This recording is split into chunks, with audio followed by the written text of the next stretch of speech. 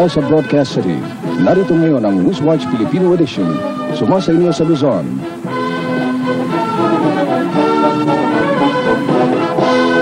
Visaya, Mindanao, sa pamamagitan ng domestic satellite mula sa KBS News and Current Affairs. 130,000 tonelada ng bigas aangkatin ng Pilipinas mula sa China at Indonesia. Pangulong Marcos magpapakita na sa susunod na araw sa publiko. Nakahiwalay pa rin dahilan sa kanyang lagnat.